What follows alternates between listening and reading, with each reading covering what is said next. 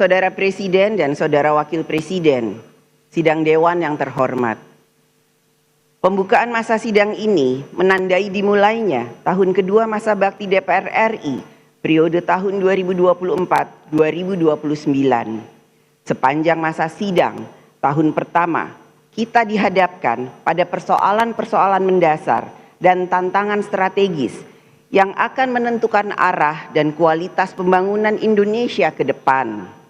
Permasalahan dan tantangan yang harus kita selesaikan bukanlah pekerjaan administratif, melainkan pekerjaan rumah yang menyangkut hal-hal paling mendasar dalam kehidupan bernegara, keadilan sosial, kesejahteraan rakyat, pemerataan pembangunan, dan penguatan kedaulatan nasional. Setiap pemerintahan akan membawa pendekatan yang berbeda dengan cara pikir, cara kerja, dan cara memimpin yang berbeda. Perbedaan itu adalah suatu kebutuhan. Situasi dan kondisi bangsa dan negara juga berubah, sehingga pendekatan pembangunan harus menjawab realitas zamannya.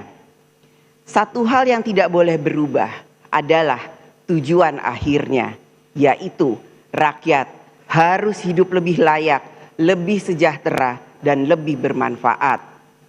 Apapun gaya kepemimpinannya yang dinilai adalah hasil nyata bagi rakyat. Pemerintahan Presiden Prabowo Subianto telah menetapkan arah pembangunan 5 tahun ke depan melalui dokumen Rencana Pembangunan Jangka Menengah Nasional atau RPJMN. RPJMN bukan sekedar formalitas perencanaan, tetapi merupakan terjemahan strategis dan teknokratis dari visi-visi Presiden yang terangkum dalam Asta Cita.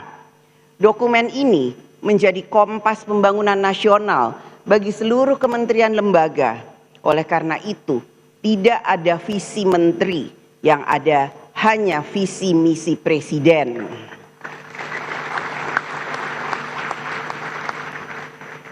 Pembangunan bukanlah proses yang instan.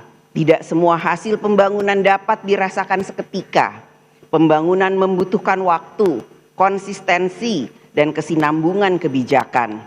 Kebijakan yang hanya berorientasi pada kepentingan sesaat, sebesar apapun tampaknya hari ini baik, akan tetapi dapat berisiko menjadi beban negara di masa depan. Oleh karena itu, DPR RI bersama pemerintah memegang tanggung jawab konstitusional yang besar untuk memastikan bahwa setiap kebijakan negara, baik dalam politik hukum, politik pertahanan, politik pembangunan, maupun politik anggaran dirumuskan secara cermat dengan mempertimbangkan secara menyeluruh manfaat dan risiko baik jangka pendek maupun jangka panjang. Setiap kebijakan harus berorientasi sepenuhnya pada kepentingan rakyat, bukan semata pada kepentingan sektoral atau kepentingan jangka pendek. Masa sidang tahun kedua ini merupakan momentum strategis bagi DPR RI dan pemerintah untuk melakukan penguatan arah kebijakan negara secara menyeluruh. Rakyat menaruh harapan besar bahwa di bawah kepemimpinan Presiden Prabowo Subianto, arah kebijakan nasional akan semakin berpihak pada kehidupan rakyat. Dalam mewujudkan harapan tersebut, DPR RI melalui fungsi legislasi, fungsi anggaran, dan fungsi pengawasan akan menjalankan perannya sebagai mitra konstitusional pemerintah dalam mensukseskan pembangunan nasional. DPR RI akan memastikan bahwa seluruh pelaksanaan pembangunan nasional dilakukan dalam kerangka hukum yang berlaku berdasarkan peraturan perundang-undangan serta berorientasi pada kepentingan rakyat. Saudara Presiden dan Saudara Wakil Presiden, Sidang Dewan yang terhormat.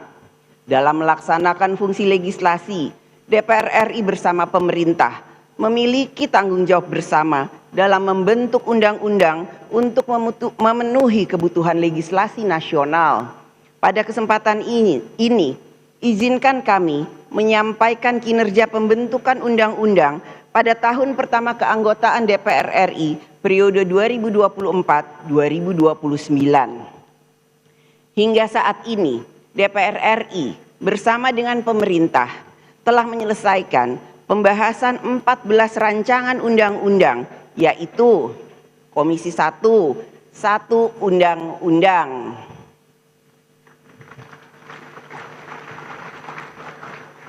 Komisi 2, 10 undang-undang.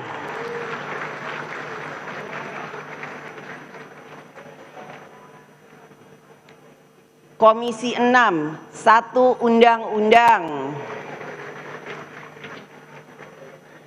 Badan Legislasi, 2 undang-undang. Sedangkan komisi yang lain masih dalam tahapan pembentukan dan pembahasan rancangan undang-undang. Pada masa persidangan ini, DPR RI bersama pemerintah dan DPD RI akan memfokuskan pembahasan terhadap 11 rancangan undang-undang yang masih berada pada tahap pembicaraan tingkat 1. DPR RI akan selalu memprioritaskan pembentukan undang-undang yang berkualitas sehingga lebih mengejar kinerja kualitas daripada kuantitas. Dalam pembentukan undang-undang, DPR RI dan pemerintah sering berada dalam posisi di tengah-tengah berbagai subjek hukum yang memiliki kepentingan yang berbeda-beda, seperti antara majikan dan pekerja, pengusaha dan konsumen, aparatur dan rakyat, penyedia jasa dan pengguna, serta berbagai relasi sosial lainnya. Seperti menjadi wasit di tengah pertandingan olahraga, semua pihak merasa benar, dan kalau ada peluit dibunyikan, yang protes juga pasti banyak. Belum lagi pengamat-pengamat yang memberi komentar pro dan kontra. Tapi begitulah demokrasi, ramai, penuh aspirasi, dan harus sabar mendengar sebelum mengetuk palu. Tanggung jawab utama pembentuk undang-undang adalah bersikap adil dan bijaksana dalam merumuskan norma hukum yang mengatur hubungan-hubungan tersebut. Konstitusi menghendaki agar hukum dapat menjadi instrumen keadilan bagi seluruh warga negara. Untuk itulah, dalam setiap proses pembentukan undang-undang, partisipasi masyarakat yang bermakna atau meaningful participation merupakan syarat yang sangat penting. Partisipasi ini adalah wujud kedaulatan rakyat. Dengan mendengar, menimbang, dan memperhatikan seluruh aspirasi masyarakat, produk hukum yang dihasilkan akan memiliki legitimasi keadilan dan penerimaan publik yang lebih kuat. Saudara Presiden dan Saudara Wakil Presiden, sidang Dewan yang terhormat, fungsi pengawasan DPR RI diarahkan untuk meningkatkan kinerja pemerintah dalam menangani urusan rakyat dan dalam menjalankan undang-undang. DPR RI memberikan perhatian yang besar terkait permasalahan yang menjadi perhatian rakyat, yaitu antara lain: 1. Penanganan dan penyelesaian masalah pemblokiran rekening dorman oleh PPATK. 2. Rencana penertiban kawasan dan tanah terlantar oleh negara. 3. Pelaksanaan program sekolah rakyat. 4. Evaluasi pelaksanaan program makan bergizi gratis. 5. Tata kelola pemberian tunjangan jabatan fungsional tertentu di kementerian lembaga dan di daerah. 6. Rencana perubahan pola penyaluran bantuan sosial dari seumur hidup menjadi 5 tahun. 7. Perlindungan data pribadi warga negara Indonesia sebagai bagian kesepakatan tarif dagang. 8. Pelaksanaan putusan MK tentang pendidikan gratis SD dan SMP. 9. Sinergi pemerintah pusat dan pemerintah daerah dalam pelaksanaan program strategis nasional. 10. Pelaksanaan royalti hak cipta lagu. Dan tentu saja masih banyak persoalan rakyat yang disampaikan langsung kepada DPR RI, baik melalui aspirasi daerah pemilihan, pengaduan publik, maupun forum-forum resmi yang disediakan oleh DPR. Harapan rakyat jelas agar setiap masalah yang mereka hadapi mendapat perhatian dan dapat segera terselesaikan melalui kebijakan negara yang responsif. Sepanjang 1 tahun terakhir, DPR RI telah menerima laporan dan pengaduan masyarakat yang jumlahnya mencapai 5.642 laporan. Kalau dibagi rata-rata per hari, terdapat 15 sampai 16 laporan pengaduan masyarakat yang dimohonkan untuk dapat dibantu penyelesaiannya. Setiap laporan tersebut telah ditindaklanjuti melalui fungsi pengawasan DPR RI dengan rekomendasi-rekomendasi untuk ditindaklanjuti oleh pemerintah secara cepat dan tepat. Tindak lanjut rekomendasi tersebut bukan sekedar kewajiban administratif, melainkan bagian dari komitmen konstitusional dalam hubungan kemitraan kekuasaan yang sejajar antara lembaga legislatif dan eksekutif. Pada kesempatan yang baik ini, kami sampaikan kepada Bapak Presiden bahwa DPR RI melalui alat kelengkapan Dewan, komisi-komisi, dan badan-badan yang ada menjalankan tugas pengawasan secara konstitusional, objektif, kritis, dan bertanggung jawab. Maka, apabila terdapat pembantu Bapak Presiden yang tidak menunjukkan kinerja sebagaimana yang diharapkan dalam menjalankan visi dan kebijakan Presiden, maka dengan segala hormat, izinkanlah kami Bapak Presiden untuk menyampaikan teguran politik secara terbuka, konstruktif, konstitusional, tanpa menimbulkan kegaduhan dan dilandasi saling menghormati dalam rapat-rapat alat kelengkapan Dewan DPR RI. Sehingga visi misi Bapak Presiden dalam Asta Cita dapat terlaksana dengan baik dalam mewujudkan kesejahteraan dan keadilan sosial. Hal itu menjadi bagian dari mekanisme check and balances yang sehat dalam demokrasi serta pertanggungjawaban kami DPR RI kepada rakyat. Fungsi pengawasan DPR RI itu bukan semata rutinitas, melainkan bagian dari komitmen konstitusional. Karena kalau tidak diawasi, bisa-bisa lupa arah. Kalau tidak diingatkan, bisa-bisa jalan sendiri. Bahkan kadang sudah diingatkan pun masih butuh ditepuk pundaknya agar selalu mawas diri, selalu berada di koridor jalan kebijakan Presiden dan mensukseskan pelaksanaan visi misi Bapak Presiden dalam membangun bangsa dan negara.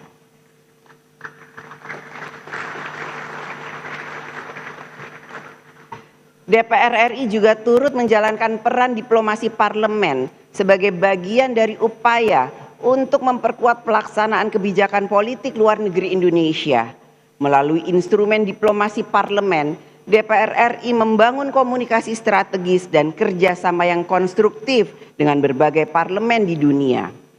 Peran ini sekaligus menegaskan posisi strategis DPR RI yang tidak hanya bertindak sebagai representasi rakyat dalam kehidupan berbangsa dan bernegara di dalam negeri, tetapi juga sebagai wakil rakyat Indonesia dalam forum-forum global. Dalam situasi kondisi global yang tidak menentu, maka dibutuhkan sinergi eksekutif dan legislatif dalam memperjuangkan kepentingan nasional di kancah internasional. Peran diplomasi DPR RI juga memperjuangkan dan selalu memperjuangkan kemerdekaan Palestina dalam forum-forum internasional.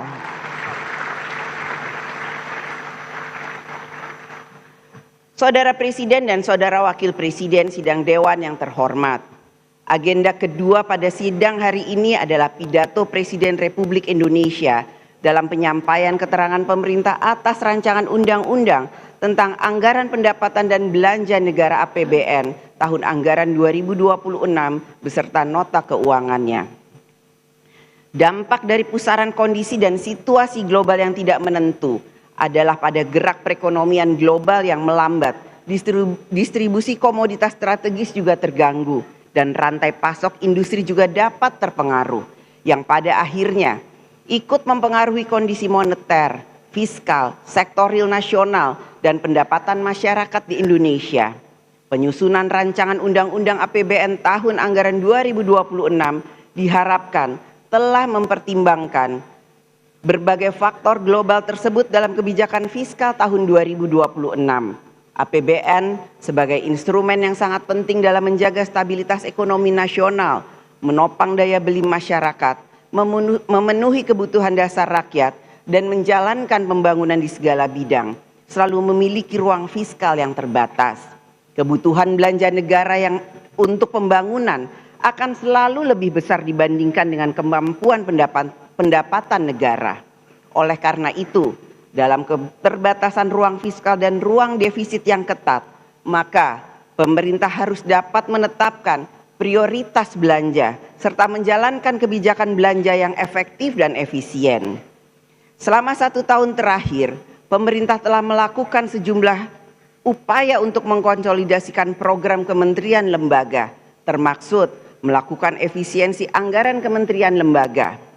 Bapak Presiden yang terhormat, mengenai efisiensi belanja tahun 2025, Kementerian lembaga selalu curhat atau selalu menceritakan curahan hatinya ke komisi-komisi yang menjadi mitra kerjanya. Curhat masalah cinta segitiga juga Bapak Presiden, terkait dengan program prioritas, tambahan anggaran, dan juga bagaimana kebijakan efisiensi yang sedang berlanjut atau berlangsung. Namun, cinta segitiga itu tidak harus berakhir dengan patah hati, karena semua pihak dapat saling memahami kepentingan dan menempatkan kepentingan rakyat di atas segalanya.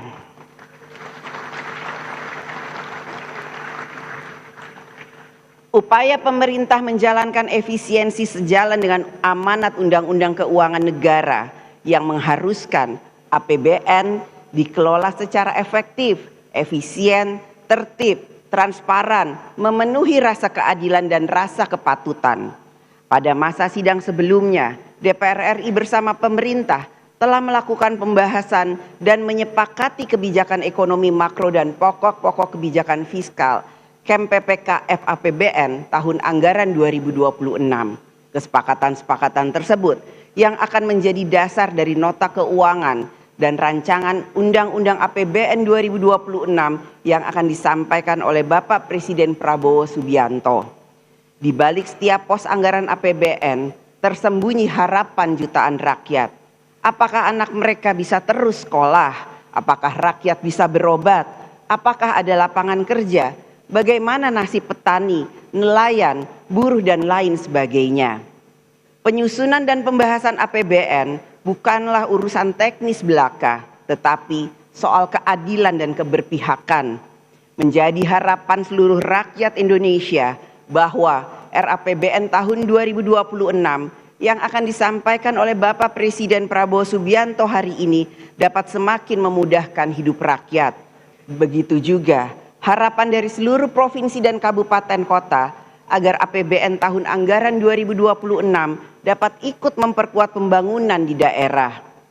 Pidato Bapak Presiden hari ini yang memuat nota keuangan dan rancangan Undang-Undang APBN tahun anggaran 2026 kiranya akan dapat menjadi sumber semangat dan optimisme nasional bahwa di tengah situasi global yang penuh ketidakpastian, Indonesia memiliki arah yang jelas, memiliki harapan yang cerah, semangat gotong royong, dan memiliki tekad untuk selalu maju bersama-sama untuk Indonesia.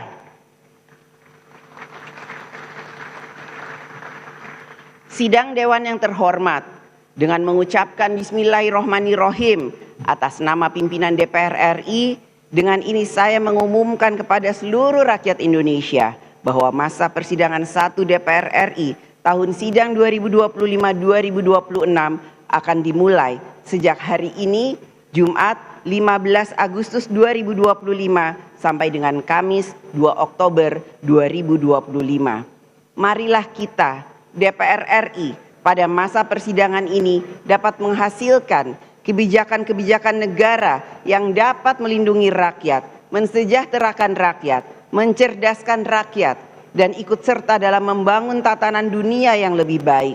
Kepada anggota Dewan yang terhormat, selamat bekerja memperjuangkan kesejahteraan rakyat. Semoga Allah Subhanahu wa Ta'ala, Tuhan yang Maha Esa, memberikan rahmat dan bimbingannya kepada kita semua. Merdeka! Merdeka! Merdeka!